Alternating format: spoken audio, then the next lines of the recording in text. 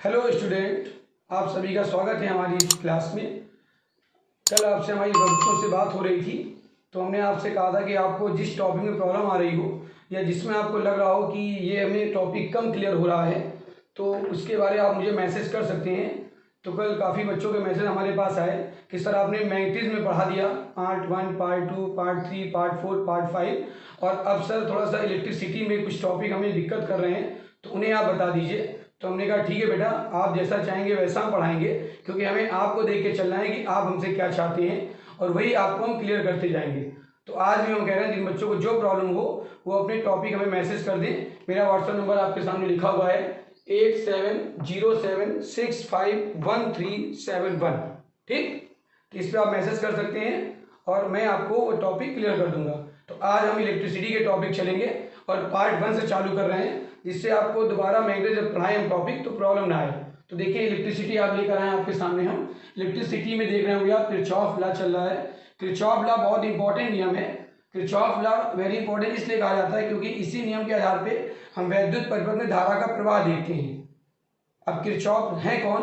Kirchhoff या किरखॉफ, कुछ भी नाम रखिए, नाम एक ही है, किरचॉफ।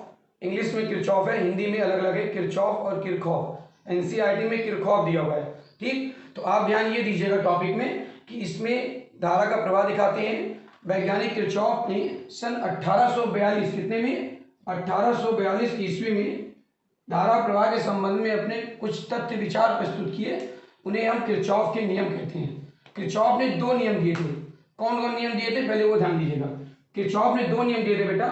नंबर 1 देखिए कौन नियम था आपका? प्रथम नियम था धारा का नियम। ठीक, ये मैं साइड में लिख रहा हूं आपको नोट दिखाने के लिए। और नंबर 2 आपका था बेटा द्वितीय नियम। इस नाम से ही पूछा जाता है, द्वितीय नियम। इसको बोलते हैं वोल्टा का नियम। लूप के नाम से भी आता है ये, वोल्टा का नियम।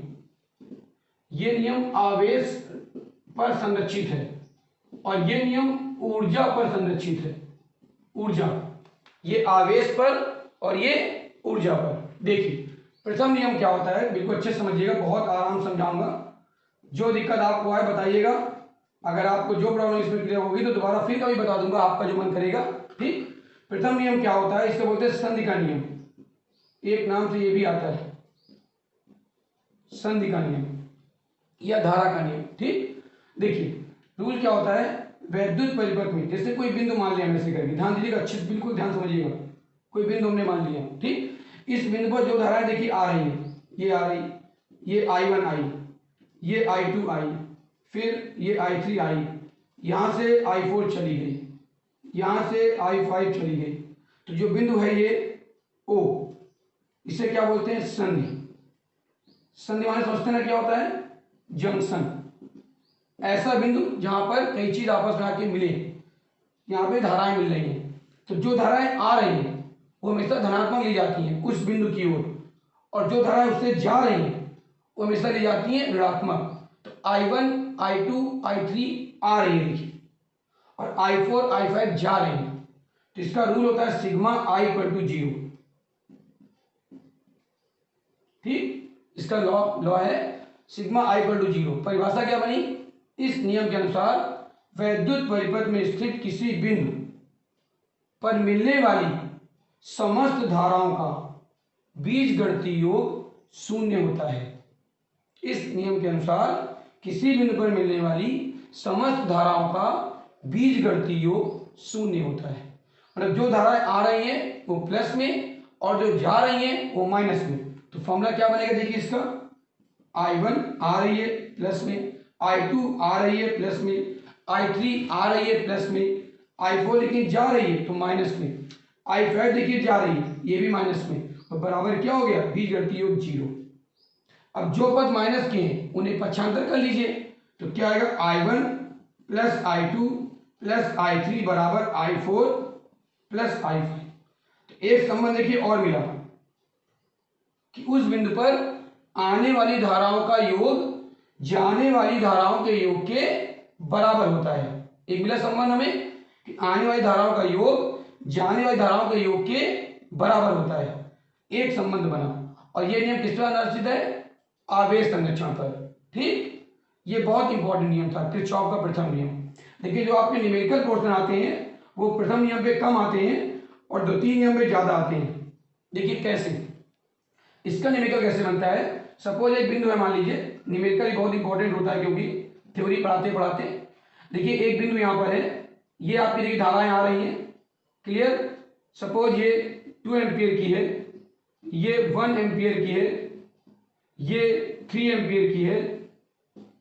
ठीक, यहाँ पे एक धारा मान लीजिए 6 एम्पियर की आ रही है और जा रही है 1 एम्पियर की।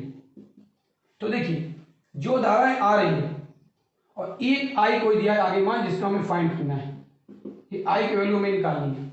एक धारा और है, तो कौन कौन आ रही है? देखिए 2 एम्पियर आई तो प्लस, फिर यहाँ पे देखिए कौन 6 एम्पियर तो प्लस, यहाँ पे 1 एम्पियर तो प्लस, क्लियर, बराबर। यहाँ पे 3 एम्पियर जा रही है तो इधर हो गया अपोजिट। आप माइनस भी कर सकते हैं, देखिए ऐसे -3, क्लियर। फिर देखिए ये 1 एम्पियर गई तो माइनस, फिर आई भी जा रही है तो माइनस, बराबर क्या आया? 0 आया, 0। अब हल करिए, सॉल्व। 2 6 8 8 1 9 9 -4 इक्वल टू आई हो जाएगा, करेंगे पक्षांतर तो क्या है? देखिए आई इक्वल टू 5 एम्पियर आया। ऐसे इसके न्यूमेरिकल आते हैं, जो धाराएं आएंगी वो प्लस में और जो जाएंगी वो माइनस में, ऐसे कर सकते हैं। और रूल क्या लगा रहे हैं? सिग्मा आई इक्वल टू 0, ये नियम होता है रूल। ठीक, ये प्रथम नियम के न्यूमेरिकल हो गए। अब इसके आपके साथ द्वितीय नियम न्यूमेरिकल कैसे आते हैं बेटा, वो देखिए। समझ में आया है? स्क्रीनशॉट लेना तो आप ले सकते हैं इसका, फिर आपको द्वितीय नियम समझाती हूँ। ठीक है, आराम समझाएंगे, कोई जल्दी नहीं है, रिलैक्स होकर समझिए। बहुत इंपॉर्टेंट टॉपिक है, यूपी बोर्ड में इससे एक न्यूमेरिकल हर साल आता है। एनसीईआरटी 12th स्टैंडर्ड में किसी भी बोर्ड में देखिए, लगभग UP board, CBSE board, any board, 12th के एग्जाम में किरचॉफ नियम बहुत इंपॉर्टेंट टॉपिक है। और इसका मैं पार्ट 1 वीडियो आपके सामने लेकर आया हूँ। इसी क्रम में आगे बढ़ता जाऊंगा और बच्चों को जो मैसेज आते जाएंगे उनको मैं करता जाऊंगा। आपने ध्यान दिया होगा, मैग्नेटिज्म में भी मैंने 5 पार्ट बनाए हैं, part 1, part 2, part 3, part 4, part 5। तो इसका भी मैं आपको प्रयास करूंगा, जितने बच्चे मुझे भेजेंगे उनके आप मैसेज मुझे करिए मेरे इस व्हाट्सएप नंबर पे, और मैं आपको उन टॉपिक को क्लियर करता जाऊंगा क्रम से। ठीक है, और आपको डिस्क्रिप्शन लिंक मेरे जो मैंने दिया आपको अपना क्लास का लिंक, उस पर आपको मिल जाएगा। ठीक, ओके। देखिए अब किरचॉफ का द्वितीय नियम। किरचॉफ का द्वितीय नियम लूप पर आधारित है। लूप क्या होती है? कुंडली। ठीक, उसी कुंडली के आधार पर धारा प्रवाह निकालते हैं, और वो आपका इंपॉर्टेंट लॉ भी है। किरचॉफ ना इंपॉर्टेंट सेकंड न्यूमेरिकल की दृष्टि से। ठीक, देखिए द्वितीय नियम, कोई जल्दी नहीं, बड़े अच्छे समझिएगा। द्वितीय नियम, सेकेंड लॉ, इसको बताया था हमने लूप का नियम भी कह सकते हैं, और एक नाम तो बताया था आपको हमने, वोल्टता का नियम। वोल्टता का नियम, इसका रूल क्या होता है? Sigma I R equal to sigma E. बहुत अच्छा नियम है और बहुत आसान इसका तरीका बताऊंगा आपको मैं, एक बार में याद हो जाएगा। और बच्चे कहते हैं किरचॉफ नियम, किरचॉफ नियम, किरचॉफ नियम से हवा है, कोई हवा नहीं। आप देखिए, बिल्कुल आपको आसान लगेगा। देखिए इसमें पास होते हैं खंड। पास क्या होता है? खंड। देखिए जैसे आपका धारा बने, बिल्कुल अच्छे समझिएगा, फिगर समझिएगा, फिगर पूरा क्लियर हो जाएगा। फिगर समझिए, नियम अपने आप आ जाएगा। देखिए ये एक सेल लगा है यहाँ पे, ठीक, और आपका देखिए पेट्रोल लगा है, फिर आप यहाँ गए, फिर आपका एक सेल देखिए लग गया, फिर पेट्रोल आपका लग गया, फिर आप गए और फिर पूरे पेट्रोल लग गया। ये आपका एक चार्ट बना। अब देखिए पहला सेल लगा तो क्या मान लेते हैं हम लोग? E1। अगला सेल क्या लगा तो E2। इसका नियम भी इंपॉर्टेंट है, इसके न्यूमेरिकल भी इंपॉर्टेंट है। देखिए अब यहाँ पे पेट्रोल दे, पहला क्या मान लिया हम लोग? R1 मान लेंगे क्रम से, इसको R2 और इसको R3। R1 R2 R3, clear. देखिए धारा प्रवाहित करेंगे तो यहाँ धारा जाएगी कौन सी? I1। अच्छी समझिएगा, यहाँ धारा दूसरा से धारा कौन सी आएगी? I2। ऊपर से कौन सी आ रही है? I1। यहाँ से I2, दोनों आपस में मिल जाएगी ना, ऊपर से एक नीचे से, तो क्या बहेगी यहाँ पे दोनों मिलकर? I1 प्लस I2, ये दोनों लोग साथ साथ जा रहे हैं, दोनों साथ साथ, ठीक, दोस्ती करते हुए। फिर यहाँ पे वापस कौन जाएगी, I2। जिस सेल के प्लस से जो धारा निकलती है अंत में माइनस से वही धारा वापस होती है। जिस सेल के प्लस से दो धारा I1 निकली तो यहाँ वापस ऊपर कौन जाएगी, I1। I2 क्यों नहीं आई, क्योंकि I2 इससे निकली थी। यहाँ तक क्लियर। अब देखिए, इसको खंड 1 मान लेते हैं, इसको खंड 2 मान लेते हैं। धारा कैसे बनी, देखो ऐसे ऐसे ऐसे, यानी कि ऐसे। धारा यहाँ भी कैसे बह रही, देखिए ऐसे ही, देखिए ऐसे ऐसे और ऐसे बह रही, देखिए। अब रूल क्या है, धारा गुणे प्रतिरोध, I इंटू आर। तो धारा की दिशा में क्या आएगा, प्लस, और धारा विपरीत क्या रहेगा, माइनस। ठीक, बिल्कुल ध्यान देखिए, अच्छे समझिए, कोई जल्दी नहीं है। देखिए नियम क्या है, धारा गुणे प्रतिरोध, इसकी पहले परिभाषा बता दें। इस नियम के अनुसार, बिल्कुल अच्छे समझिएगा, इस नियम के अनुसार वैद्युत परिपथ में उपस्थित किसी पास या वैद्युत परिपथ में उपस्थित पासों, पास माने दादा में क्या होता है, पास माने होता है खंड, पास माने क्या होता है, खंड। तो परिभाषा क्या बनी, वैद्युत परिपथ में उपस्थित खंडों में प्रवाहित धाराएं और उनके संगत प्रतिरोधों के गुणनफल का, I इंटू आर क्या है, गुणनफल, किसका, धारा प्रतिरोध के प्रतिरोधों के गुणनफल का बीजगणितीय योग उसमें लगे सेलों के विद्युत वाहक बलों के बीजगणितीय योग के बराबर होता है। इस नियम के अनुसार वैद्युत परिपथ में उपस्थित खंडों या पासों में प्रवाहित धाराएं और उनके संगत प्रतिरोधों के गुणनफल का बीजगणितीय योग उनमें लगे सेलों के बीजगणितीय योग के बराबर होता है। क्लियर। अब देखिए, इसका बनाते हैं लोग समीकरण, क्योंकि जो न्यूमेरिकल आते हैं बेटा आपके, वो इनके समीकरण से आते हैं। तो आपने क्या लिया, पास वन क्या दिख रहा है आपको, नाम दे दीजिए, A B C D E F। अब देखिए पास क्या लेना हम लोग बेटा, A, फिर A से कहा गया प्लस से, B से क्या गया खंड, C से क्या गया D से क्या आया A। तो पास वन क्या बना, A B C D A, clear. अब देखिए रूल क्या है, sigma I R equal to sigma E. तो धारा क्या बह रही, देखो पहले वाले प्रतिरोध में हमें धारा कहां देखनी है, उस प्रतिरोध के पास जहां पर हमें धारा का प्रतिरोध से गुणा करना है।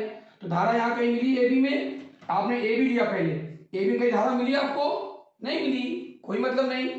बीसी में आपको धारा मिली, प्रतिरोध मिला, क्या धारा प्रतिरोध मिला, देखिए ध्यान को अच्छे समझिए, आई गुणे आप देखिए I1। अब देखिए हमें जाना है इस तरफ, कहां, बी से सी की ओर, और धारा कहां रही है, इस तरफ, उल्टा है कि नहीं। तो धारा की दिशा में तो बढ़ रहे हैं ना, धारा के विपरीत जा रहे हैं, तो माइनस लग गया। धारा कौन सी, देखो इस पे लौट रही प्रतिरोध के पास, I2, प्रतिरोध क्या है I2, प्लस क्यों लग गया भाई, ऊपर जा रहे हैं। सी से डी गए, कोई लगा है क्या प्रतिरोध, नहीं लगा। फिर देखो यहाँ डी से ए लगा प्रतिरोध, बिल्कुल लगा है, कौन सा, R1 रख दीजिए, I1 R1 बराबर। अब इसमें विद्युत वाहक कितने लगे हैं, केवल एक, कौन सा लगा बेटा, केवल E1। तो आप E1 लेके चलेंगे, ठीक। तो देखिए E से मतलब होता है, तो यहाँ पे क्या है, I1 R1 minus I2 R2 बराबर E1, संबंध नंबर एक बन गया समीकरण। देखो आई कोई दिक्कत, धारा की दिशा में जाएंगे तो प्लस, और धारा के विपरीत आएंगे तो माइनस। अब देखिए दूसरा पास 2 आप लेके चले, पास 2 लेके फिर यहां से बनाइए प्लस, फिर से बी के बाद ई के बाद एफ के बाद सी, और सी के बाद लास्ट में फिर बी आया पास 2 के लिए। अब देखिए बीई में कोई लगा है प्रतिरोध, नहीं लगा। ई से एफ में कोई लगा है प्रतिरोध, लगा है, कौन सा, R3। और धारा कौन सी बह रही, देखिए धारा कौन सी बह रही है, I1 प्लस I2 गुणे R3 प्लस में क्यों आया, चूंकि हम उसी दिशा में चल रहे हैं। अब जब F से C की ओर जाएंगे, F से C की ओर जाएंगे, तो क्या देखिए धारा आपकी कोई लगी प्रतिरोध, नहीं लगा, छोड़ देंगे। जब C से B की ओर जाएंगे तो C से B में देखिए लगी प्रतिरोध, लगा प्रतिरोध, कौन, R2। धारा कौन सी आ रही, I2, अब यहाँ प्लस का हो जाएगा। क्यों हो जाएगा प्लस का? क्योंकि इसी दिशा में जा रहे हैं। माइनस क्यों हुआ था? क्योंकि हम पहले विपरीत जा रहे थे, बी से सी की ओर, और धारा कहाँ आ रही थी? सी से बी की ओर था। अब देखिए यहाँ पे क्या आया? प्लस I2, और यहाँ पे प्रतिरोध क्या है? देखिए I2, और बराबर क्या रहेगा? E2। तो क्या बन गया संबंध? I1 plus I2 into R3 plus I2 into R2 बराबर E2। ये समीकरण 2 बन गए। इन्हीं दोनों समीकरणों से हम सवाल हल करते हैं। ये आपका किरचॉफ का नियम था। ठीक, ये आपके किरचॉफ के 2 नियम हैं। ध्यान रखिएगा, जब सिलों में बढ़ते हैं तो सिलों हमेशा धन ऋण से धन सिले की ओर बढ़ते हैं।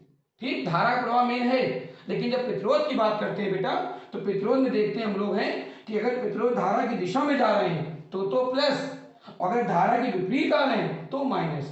तो देखो यहाँ माइनस क्यों लगा? क्योंकि यहाँ विपरीत जा रहे थे। यहाँ प्लस क्यों लगा? I2 में प्लस क्यों लगा? क्योंकि हम I2 की ओर आ रहे हैं। तो धारा की दिशा में आएंगे तो प्लस, और धारा विपरीत जाएंगे तो माइनस। क्लियर हुआ? ओके, ये किरचॉफ के नियम थे। अगर आपको और टॉपिक जो पढ़ने होंगे तो आप मुझे मैसेज करिएगा। अगर आपको मेरी क्लास अच्छी लगी हो तो मेरी क्लास को लाइक कीजिए, शेयर कीजिए और सब्सक्राइब कीजिए। और आपको जो प्रॉब्लम हो बेटा वो आप मुझे बताते जाइए मैसेज करके। मैं आपको वीडियो आपके माध्यम पे डालता जाऊंगा आपकी क्लास में। आज आपको हमने किरचॉफ नियम के बारे में बताया। अगर आपको किरचॉफ नियम के अलावा और भी टॉपिक जो पढ़ने हो और आपको लग रहा हो कि इसमें आपको और प्रॉब्लम आ रही है किसी टॉपिक में, तो आप मुझे टॉपिक बताएं, तो मैं उसका वीडियो बना के आपको ऐसे ही पार्ट 1 के आगे जोड़ता जाऊंगा, पार्ट 2, पार्ट 3। ठीक, अब इसी क्रम में इसी के आगे इलेक्ट्रिसिटी में अगला टॉपिक पढ़ाऊंगा। अगर आपको अच्छा लगे तो आप मेरी इस क्लास को लाइक करें, सब्सक्राइब करें और शेयर करें। ओके।